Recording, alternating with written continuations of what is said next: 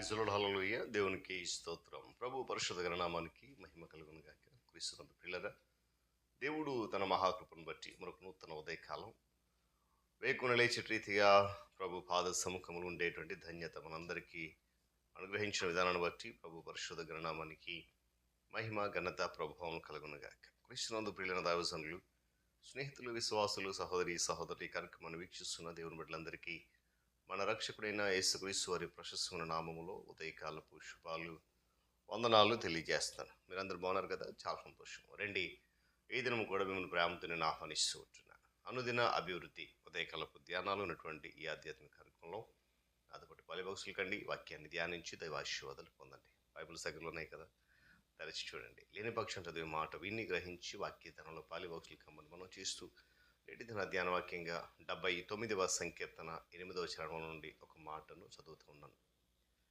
మేము బహుగా కృంగి ఉన్నాము, మా పూర్వుల దోషములు జ్ఞాపకము చేసుకుని నీవు మా మీద కోపముగా నుండకుము. దేవుడు తన పరిశుద్ధ లేఖన మాటను మన కొరకు దీవించునుగాక. తనలోంచి కన్ను మూసుకుందాం, ప్రార్థన చేసుకుందాం. ప్రేమ కలిగిన మా తండ్రి వందనాలు. మరొకసారి నీ ఉచితమైన అపారమైన కృపా ప్రేమను బట్టి కృతజ్ఞతాస్తుతులు చెల్లిస్తుంటున్నాను. అనుదిన అభివృద్ధి ఉదయకాలపు ధ్యానాలటువంటి ఆధ్యాత్మిక కార్యక్రమంలో అనుదినము నీ మాటల చేత మమ్మల్ని బలపరుస్తూ తృప్తిపరుస్తున్న దేవా మీకు వందనాలు. ఈ ఆధ్యాత్మిక కార్యక్రమంలో అనేక మంది విడలను పాలిభాషణ చేస్తున్నందుకు స్తుతులు చెల్లిస్తూ మీరే మహిమ పొందండి. ఈ కార్యక్రమం మరింతగా నీ నామ ఘనత కొరకు నడిపించండి. ఘనత మహిమ మీరు పొందుకోండి. యేసయ్య నామములు ప్రార్థన అడుగుతున్నాను తండ్రి, ఆమేన్. చాలా సంతోషం ప్రియులారా, మరొక సంకీర్తన నుండి శ్రేష్టమైన మాట ఈరోజు మనం జ్ఞాపకం చేసుకుంటున్నాం.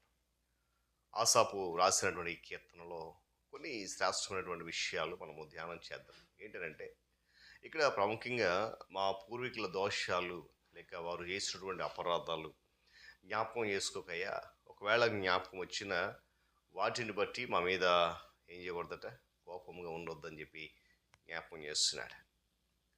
పూర్వీకుల అపరాధాలు, జాతీయ పాపము, దోషం గురించి ఆసాపు ఇక్కడ మాట్లాడుతూ ఉన్నాడు. దాని మీదకి దేవుని శిక్ష పంపొద్దని ప్రార్థన చేస్తున్నాడు. కారణం ఏంటంటే పిల్లల, జాతీయ పాపము క్రమక్రమంగా పోగవుతూ ఆ తరువాతి తరాలపైన ప్రభావం చూపిందనేది నిజం.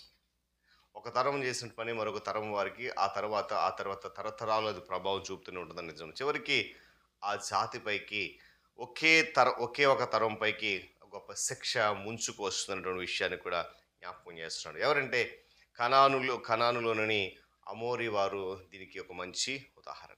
ఒకటి పిల్లరా, గమనించి వారి పాపం పడినప్పుడు దేవుడు వారి నాశనానికి వారి దేశంలోనికి ఇశ్రాయేలు వారిని పంపడం జరిగింది. నెబుకద్నెజరు కాలంలో తమ పూర్ణ పాపాల కొరకు ఆ శిక్ష అనుభవించినటువంటి ఇశ్రాయేలు జాతి దీనికి మరొక ఉదాహరణ. యేసుక్రీస్తు ప్రభువారు మత్తయి సువార్త 23వ అధ్యాయంలో జ్ఞాపకం చేసినట్లుగా భవిష్యత్తు వాక్కు ప్రకారం క్రీస్తు శకం 70వ సంవత్సరంలో రోమవారు యెరూషలేమును నాశనం చేసి ఇశ్రాయేలు జాతి వారిని చెదగొట్టేయడం మరొక ఉదాహరణ.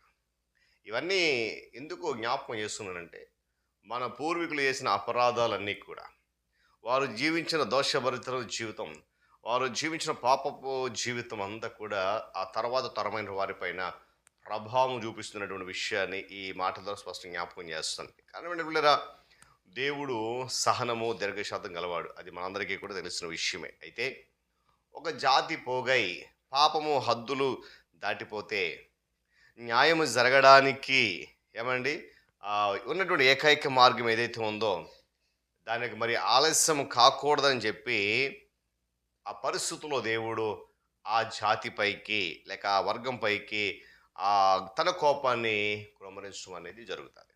అంటే మరి ఆలస్యం చేస్తే మరి రానున్న తరాల వారికి మరి ప్రమాదకరం. ఆలస్యం చేస్తే లేక జాప్యం చేస్తే ఆ తరువాత తరం వారికి చాలా ఇబ్బందులు ఎదుర్కొంటాయని చెప్పేసి వెంటనే ఎంత మాత్రం ఆలస్యం చేయకుండా వెంటనే ఆ జాతిపైకి లేక ఆ వంశం పైకి దేవుని కోపాన్ని కుమ్మరిస్తాడు. పై ఉదాహరణలో అంతకుముందు అన్ని తరాలన్నిటి వల్ల తరువాతి తరాల లక్షణాలు ఏర్పడ్డాయి. చివరి తరం అయితే ముందున్న తరాలన్నిటికంటే చెడ్డదైపోయింది. ముందు 2, 3, 4 అలా చివరికి వచ్చి ఏ తరం అయితే ఉందో ఆ తరం ఏమైపోయింది, చివరికి చెడ్డదైపోయింది. దాని అపరాధం మరింత ఘోరమైపోయింది. దాని దోషం మరింత పెరిగిపోయింది. ఇక్కడ గమనించండి, మానవ చరిత్ర చెప్పే కథ ఇదే. ఒక వ్యక్తిపైకి కానీ జాతిపైకి కానీ దేవుని శిక్ష రాకుండా చూసుకోవడానికి, దేవుని కోపం రాకుండా చూసుకోవడానికి ఏకైక మార్గం ఒకటి ఉందండి. ఏంటిదంటే పశ్చాత్తాపపడి దయ చూపించాలని చెప్పి, కరుణ చూపించాలని చెప్పి మనస్ఫూర్తిగా దేవుని వైపు తిరగటమే. దేవుని స్తోత్రం కలుగును గాక. హల్లెలూయా. భక్తిపరులైన ప్రజలు తాపత్రయపడేది కేవలము దేవుని కోపం నుంచి తప్పించుకొని ఆయన జాలి కరుణ పొందాలని కాదు, కానీ ఆయన పేరుకు మహిమ కలగాలన్నది కూడా వారి హృదయాభిలాషగా ఉండాలి.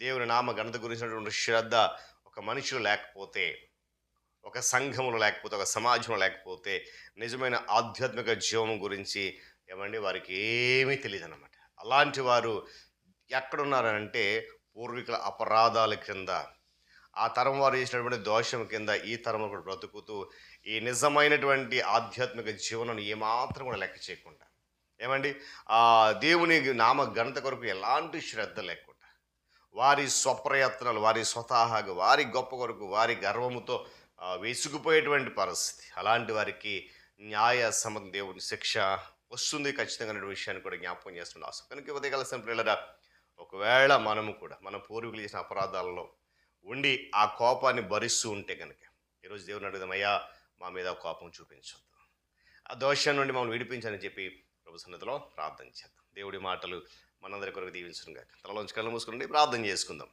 ప్రేమ కలిగిన మా తండ్రి వందనాలు. మరొకసారి ఉదయకాల సమయంలో నీ సన్నిధిలో మమ్మల్ని ఉంచుకున్నాం.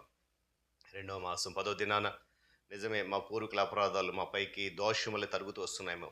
మా ముందున్న తరాలన్నీ కూడా నీ నామ ఘనత కొరకు కాకుండా స్వలాభాపేక్షతో మరి వారి ఘనత కొరకు, వారి పేరు ప్రతిష్టల కొరకు ప్రాకులాడేమో. ఆ తరము వారి దోషము, మా పితరుల దోషము మా మీద మోపొద్దని ఆశాపయోధంగా ప్రార్థిస్తున్న ఈరోజు నీ వాక్యం విన్న మేము కూడా ప్రార్థిస్తున్నాం. మా పితరుల దోషం మా మీద మోపక మా దోషాలు క్షమించి నీ కొరకు నమ్మకమైనటువంటి బిడ్డలుగా ఉండే కృప దయచేయండి. వాక్యానుసరణ జీవితము, వాక్య వెలుగులో నడిచి జీవితం దయచేయండి. ఈ కార్యక్రమం ద్వారా అనేక మందిని బిడ్డలను మరింత బలపరచమని, మీరే ఘనత పొందని యేసు నామముని ప్రార్థన అడుగుతున్నాను తండ్రి, ఆమేన్. త్రియేక దేవుని దీవెన, ఆయన సన్నిధి కాపుదల సదాకాలము మనందరికీ తోడేండి నడిపించును గాక. ఆమేన్.